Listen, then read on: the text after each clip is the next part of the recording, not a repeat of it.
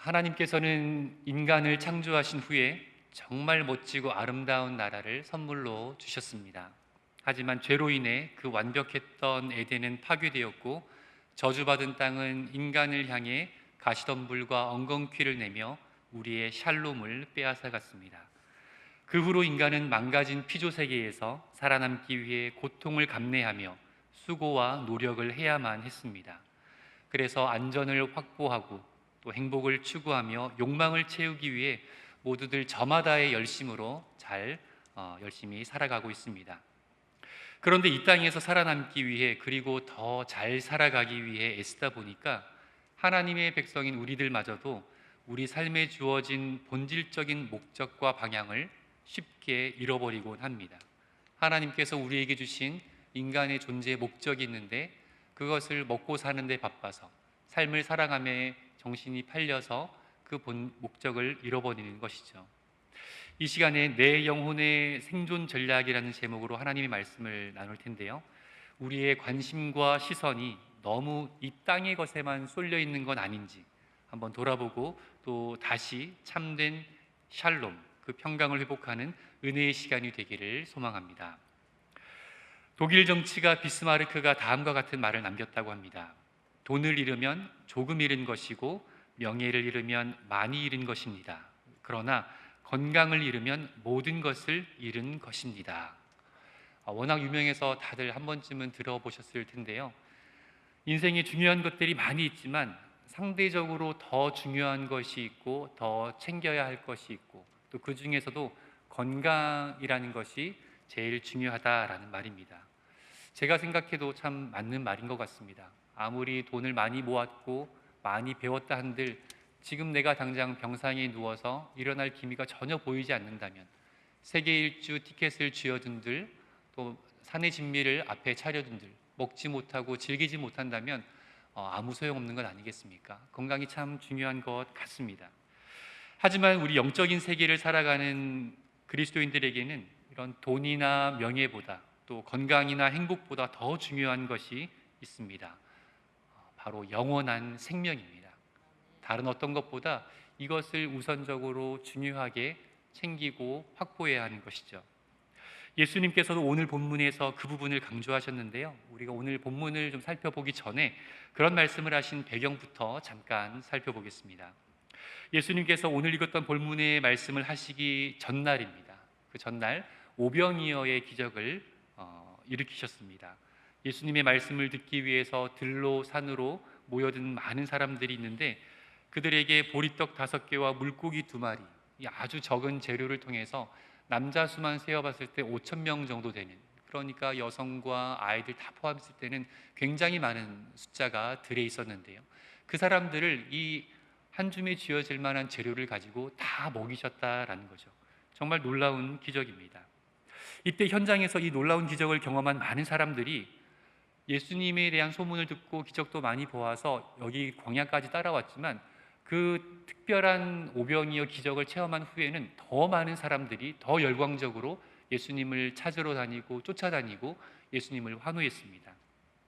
그렇게 다시 예수님에게로 모여든 사람들, 그 이튿날이죠. 그 사람들을 향해서 예수님께서 다음과 같이 말씀하십니다. 요한복음 6장 26절입니다.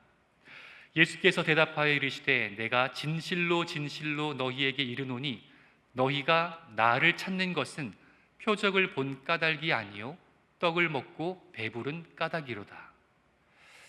약간 느낌이 좀 열광적으로 좀 따르는 사람들의 그 열정에 찬물을 확 끼얹는 듯한 그런 표현 같은데요.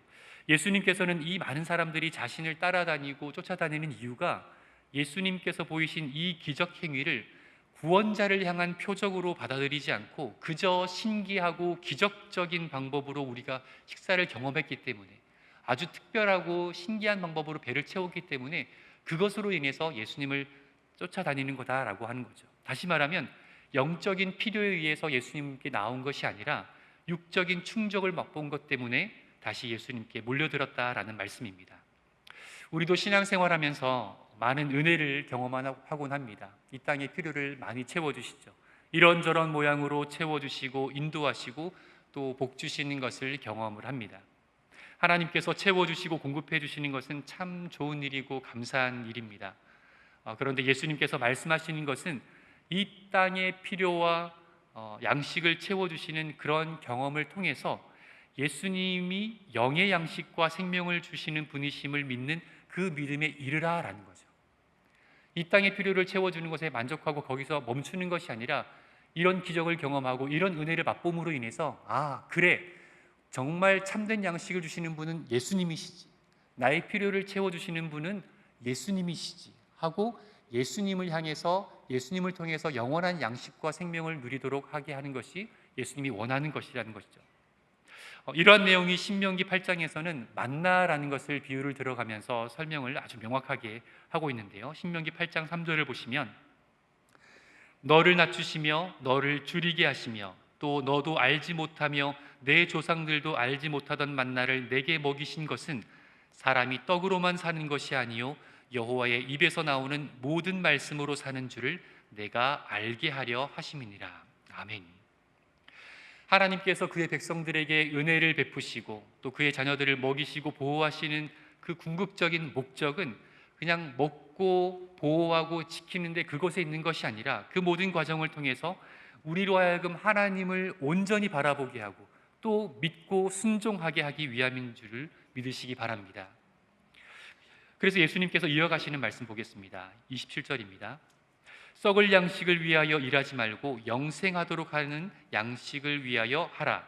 이 양식은 인자가 너희에게 주리니 인자는 아버지 하나님께서 인치신 자니라. 아멘.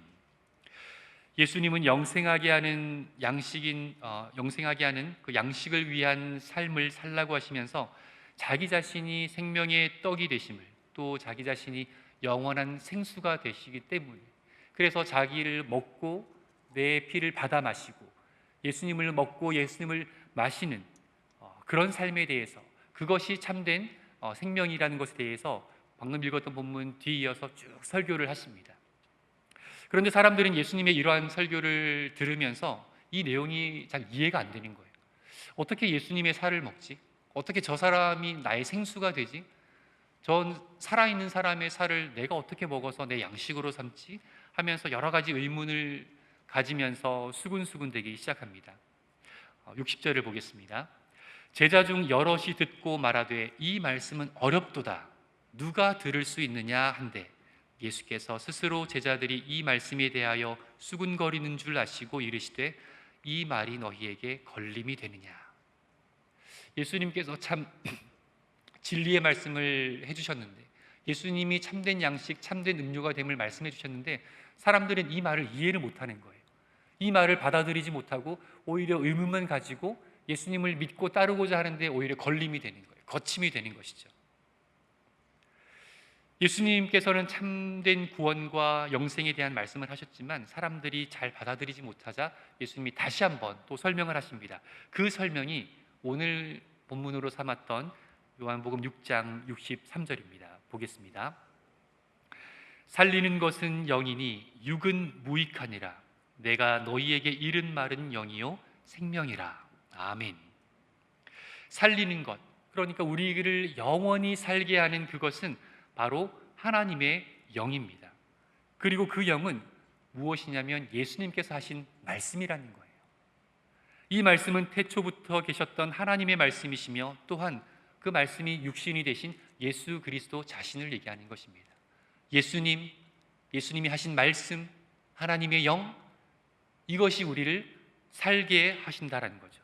그래서 우리가 예수님을 떠나서는, 예수님의 말씀, 하나님의 말씀을 떠나서는 우리에겐 아무런 소망도 아무런 생명도 없는 존재인 것입니다.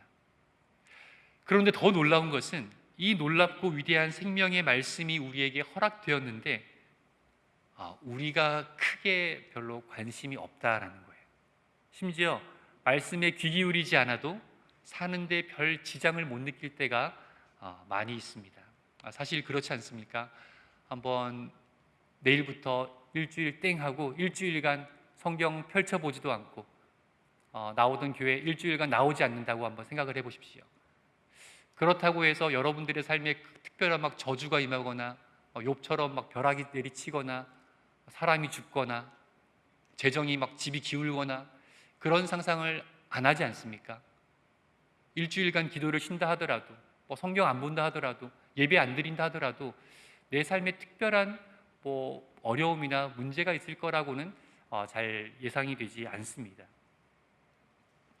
어쩌면 이런 부분 때문에 우리가 말씀과 기도에 대해서 정말 성실하고 사무함으로 열심을 내어 나가는데 좀 게을러지게 되는 게 아닌가. 하루 성경 통독 안 하면 갑자기 막 사고 나고 즉각적으로 하나님이 막 그런 방법으로 개입을 하신다면 정말 우리는 두려운 마음으로 말씀과 기도와 신앙생활을 하려 하겠죠. 근데 실제로 그 삶에서 그렇게 이루어지지는 않거든요. 하지만 명심하시길 바랍니다. 하나님의 말씀은 우리를 살게 하는, 우리에게 영생을 주는 유일한 영의 양식입니다. 유일하다는 양식입니다. 다른 어떤 것으로도 우리에게 생명을 주는 방법이 없고, 다른 어떤 것으로도 우리의 영혼을 살찌우고 새롭게 하는 것은 없습니다. 제가 예전에 한 사막 마라톤을 한 강연자의 강연을 본 적이 있는데요. 우리가 흔히 생각하는 일반 마라톤 같은 경우에는 올림픽 때 주로 이제 관심 있게 보게 되는데 42.195km라는 꽤 긴 거리를 한 번에 달리게 되죠. 그래서 가이드라인을 쳐놓고 그 주변으로는 생수도 테이블 위에 놓고 또 응원하는 사람도 있고 중계차가 쫓아다니면서 촬영도 하고 그렇게 2시간 조금 넘는 시간 경기가 이루어지게 되는 게 우리가 알고 있는 일반 마라톤인데요. 그런데 사막 마라톤의 경우는 굉장히 좀 상황이 다르더라고요. 세계 여러 곳에 개최되는 사막마다 개최되는 마라톤이 있는데 그 중에 사하라 사막에서 열리는 마라톤의 경우를 잠깐 설명을 드리면 일단 거리가 250km입니다. 250km를 7일 동안에 완주를 해야 됩니다. 낮에는 영상 50도, 밤에는 영상 10도 이하로 떨어지는 일교차가 굉장히 크고 여러 가지 방해 요소가 많은 그런 상황에서 10km마다 확인 지점을 통과하면서 시합을 펼치는 겁니다. 참가비가 500만 원이 넘는다고 하는데요. 매년 1000명 넘는 사람들이 그 경기에 신청을 한다고 합니다. 왜 그런 위험한 짓을 하는지는 모르겠지만 어쨌든 그 경기에 정말 의미를 두고 큰 돈과 시간을 들여서 그렇게 참여하는 분들이 많다고 합니다. 이 사막 마라톤이라는 것이 극한의 경기이다 보니까 당연히 경기 중에 큰 부상을 당하거나 또 심지어는 사망에 이르는 경우도 빈번하게 발생한다고 합니다. 사망의 원인은 다름이 아니라 탈진입니다. 갑자기 의식을 잃고 쓰러져서 그대로 운명을 달리하는 거죠. 왜냐하면 일반 마라톤 같은 경우에는 중계차도 있고 사람들이 있어서 바로 도와줄 수 있지만 이 사막 마라톤 같은 경우에는 일행과 떨어지게 되면 앞뒤로 아무도 없고 또 사막에서 길을 잘못 들면 도저히 찾을 방법조차 없는 그렇게 되기 때문에 한번 그렇게 탈진하여 쓰러지게 되면 도움을 받기가 굉장히 힘들다고 합니다. 그런데 더 신기하고 놀라운 것은 그렇게 탈진해서 운명을 달리한 그 선수들의 옆에 가보면 물이 없어야 정상인데 근데 항상 물통에 물이 있다라는 거예요. 아니 물이 있으면 마시면 되는데 물은 그대로 있는데 탈진이 되어 쓰러졌다라는 거예요. 주로 초보들이 이런 실수를 한다고 하는데요. 이 경험이 많고 노련한 선수들은 목이 마를 때 마시지 않는다고 합니다. 목이 마를 때 물을 마시면 이미 그때는 늦은 거라는 거예요. 목이 마르지 않아도 걸음수를 재어서 이제 마셔야겠다 하면 한 모금 또 마시고 그렇게 물을 보충해 가면서 가는데 경험이 없는 사람들은 목이 마르지 않고 컨디션이 괜찮기 때문에 계속해서 달리다가 어느 순간 갑자기 의식을 잃고 쓰러진다라는 것이죠. 우리의 영적인 신앙의 경주가 이것과 굉장히 비슷한 것 같습니다. 하나님의 말씀을 먹지 않아도 예수님의 생수를 마시지 않아도 살아가는데 크게 어려움을 못 느낄 때가 많아요. 잘 살고 있는 것 같습니다. 달리는데 어려움이 없는 것 같습니다. 별 문제 없는 신앙생활 같은데 어느 순간 이미 죽은 존재가 될 수 있다는 것이죠. 우리가 잊을만 하면 한 번씩 나오는 뉴스가 있습니다. 꽤 이름이 알려지고 유명한 목사님, 또 사역자들, 또 기독교인들 그런 사람들의 추문 기사입니다. 이들 중 대다수는 기사를 보면 꼭 그렇게 연결되더라고요. 처음엔 그렇지 않았는데, 이분 처음 목회할 때 그렇지 않았는데, 저 사람 처음에는 그렇지 않았는데 결국에는 변질되었다라는 것이죠. 왜 이렇게 되었을까요? 왜 처음엔 안 그랬는데 변질되었을까요? 답은 하나입니다. 진리인 성경이 말하는 것은 하나님의 말씀 외에는 답이 없습니다. 하나님의 말씀을 먹지 않았기 때문입니다. 성경을 읽고 가르치고 사역은 했지만 하나님의 말씀을 내 영의 양식으로 먹지 않았기 때문에 그 하나님의 말씀이 나로 하여금 온전히 살게 하지 못했던 것입니다. 가룟 유다를 보십시오. 가룟 유다는 예수님의 가장 가까운 곳에서 수종 들고 말씀을 듣고 함께 사역했던 인물입니다. 예수님께서 집례하시는 그 성만찬에 참여했고 예수님께서 직접 건네주시는 그 떡을 손으로 받아서 먹었던 사람이에요. 예수님이 주신 떡을 먹었지만 하지만 예수님을 자신의 떡으로 삼지 않았던 것입니다.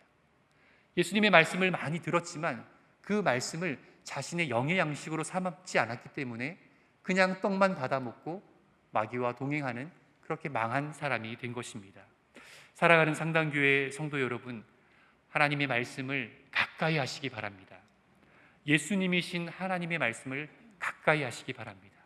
하나님의 영이신 이 말씀을 가까이 하시기 바랍니다. 가까이 하시되 겸손히 믿음으로 받으시길 소망합니다. 우리가 하루만 밥을 굶어도 기력이 없고 어려움을 바로 느끼는데 영혼의 양식과 생수가 되시는 말씀을 공급받지 않으면 우리의 영혼도 쇠약하게 된다는 것을 기억하시기 바랍니다. 다만 우리 육신이 그것을 인지하지 못한다는 거예요. 내 영혼은 쇠약하고 굶주리고 기근에 지쳐 있지만 하지만 우리의 육신은 그걸 잘 모른다라는 겁니다. 그래서 깨어서 예수님께서 명령하신 대로 주야로 묵상하고 날마다 되새기고 날마다 기도하고 그렇게 우리가 살아갈 때에 그때 우리가 영혼이 피폐해지는 것이 아니라 날로 날로 살찌고 건강해지고 장성한 믿음의 분량에 이르게 될 줄로 믿습니다. 내일부터 우리 교회는 40주 동안 말씀과 기도의 훈련을 하게 됩니다. 성경 좀 더 읽자, 기도 좀 더 하자는 그 권면에 시간이 없는데요, 마음이 없는데요, 습관이 안 돼서 귀찮은데요 하지 마시고 영의 양식을 채우라는 그 예수님의 간곡한 부탁에 아멘으로 순종하시기를 부탁드립니다. 사모함으로 말씀을 읽는 성도들에게, 영적으로 살고자 하는 성도들에게 살아계신 하나님의 말씀이 인격적으로 만나주시고 또 놀라운 은혜와 응답으로 함께 하실 줄로 믿습니다. 예수님께서 십자가에 달려 돌아가시고 나서 많은 제자들이 흩어졌습니다. 낙심이 된 거죠. 실망하고 또 힘이 빠지고 삶의 목적과 방향을 다시 잃어버려서 다 뿔뿔이 흩어졌습니다. 그때 엠마오로 돌아가는 두 명의 제자 기억하시죠? 예수님께서 그들에게 다가갑니다. 예수님을 알아보진 못했지만 예수님과 그 두 사람이 함께 이런저런 성경에 대한 이야기를 나눕니다. 예수님께서는 저 십자가에 달려 못 박혀 죽었다는 그 예수, 그가 성경에서 무엇을 말하는지, 성경이 그에 대해서 어떻게 의미하는지, 그 십자가 사건이 어떤 의미인지를 그 엠마오로 가는 두 제자에게 설명을 해주십니다. 그렇게 한참 이야기를 하고 숙소에 들렀을 때 예수님이 갑자기 사라지시죠. 그리고 나서 제자 두 명이 서로 얘기를 합니다. 누가복음 24장 32절에 그 말이 나와 있는데요, 그들이 서로 말하되 길에서 우리에게 말씀하시고 우리에게 성경을 풀어주실 때에 우리 속에서 마음이 뜨겁지 아니하더냐 하고. 아멘. 이 제자들이 낙심하고 지쳐있고 다 삶의 의미를 내려놓았지만 성경의 말씀을 풀고 또 묵상하고 듣다 보니까 마음속에서 그 뜨거움이 일어났다는 거예요. 하나님의 말씀의 능력이 바로 이런 것입니다. 우리가 하나님의 말씀을 계속 읽고 묵상하고 되새기고 또 되새기면 그 하나님의 말씀이 내 속에서 영적인 역사를 일으키시는 거예요. 식어진 우리의 심령을 새롭게 하실 것입니다. 제가 청년 때 영국에 잠깐 살았었는데요, 처음에 영국 가니까 환경이 참 좋더라고요. 특히 제가 살았던 동네가 이제 첼시여서 약간 부자 동네로 알려져 있는 그 동네였는데 거기 가니까 참 노숙자들도 이렇게 참 멋지게 살더라고요. 전철역이나 이렇게 군데군데 있는 노숙자들을 보면 일단 외모가 잘생겼고요, 그리고 금발을 이렇게 흩날리고 있고요, 그 옆에 멋진 개도 한 마리 있고 또 악기도 연주하고, 그리고 이렇게 동냥을 하게 되면 굽신굽신 좋아하는 게 아니라 고맙다 그래요. 땡큐라 그래요. 좋은 하루 보내시라고. 이거 마치 이제 위아래 개념에서 어떤 도와주고 도움을 받는 그런 사람이 아니라 그냥 어떤 친구의 개념처럼 그렇게 좀 되게 자유하고 되게 편해 보이고 좀 되게 살만해 보이더라고요. 또 이렇게 살도 좀 이렇게 뭐 깡마른 게 아니라 좀 잘 지내는 것처럼 정말 보이더라고요. 그래서 영국 친구한테 물어봤더니 영국에서 홈리스들은, 이 노숙자들은 그 노숙 생활을 선택한다라고 얘기를 해요. 뭐냐면 본인이 마음만 먹으면 얼마든지 다시 사회로 나올 수 있고 직장도 가질 수 있고 하지만, 근데 본인이 그 삶이 좋아서 그냥 그걸 선택한다라는 거예요. 사회 복지와 그런 시스템들이 받쳐주기 때문에 본인이 마음만 먹으면 얼마든지 그 노숙 생활을 벗어날 수 있는데, 그 사람들은 그 삶을 선택하는 거죠. 그런 분들입니다. 하루는 교회에서 그런 홈리스들을 위한 식사를, 점심을 열었는데요, 한 노숙자가 이렇게 얘기를 하더라고요. 쭉 와서 메뉴를 쭉 훑어보더니, 나 베지테리안인데, 나 채식주의자인데, 내가 먹을 게 별로 없다, 이러면 어떡하냐, 이거 초대하면 어떡하냐, 죄송합니다, 다음에는 잘 준비해서 초대하도록 하겠습니다, 이런 분위기인 거예요. 그런 분위기 속에 이제 한 1년 지내다 보니까 가난한 사람들, 또 집이 없는 사람들, 그런 어려운 사람들에 대한 제가 가지고 있던 동정이나 연민의 마음이 싹 사라지더라고요.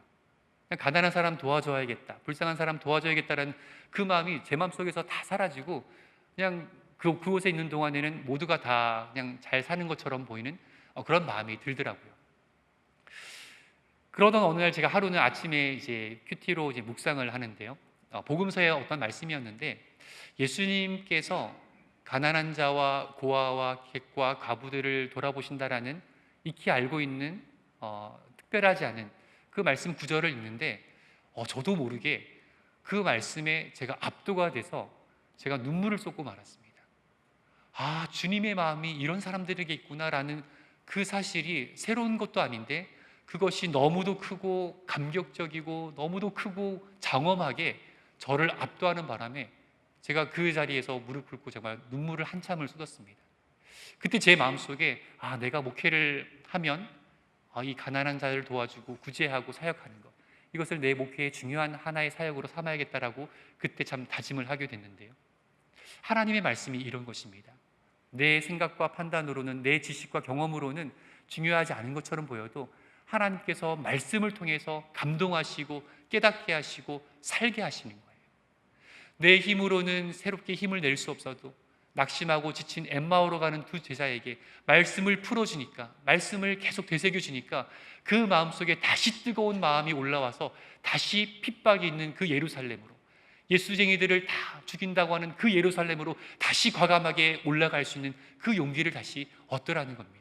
이것이 바로 하나님의 말씀의 능력이고 힘이고 우리에게 주시는 은혜인 것입니다. 하나님의 말씀은 살아있습니다. 살아있다라는 것은 인격이시라는 거죠. 그 인격적이신 하나님의 말씀이, 살아있는 그 말씀이 우리가 하나님의 그 말씀을 먹을 때에 우리 안에서 그 하나님의 살아계심과 역사하심을 맛보게 될 줄로 믿습니다.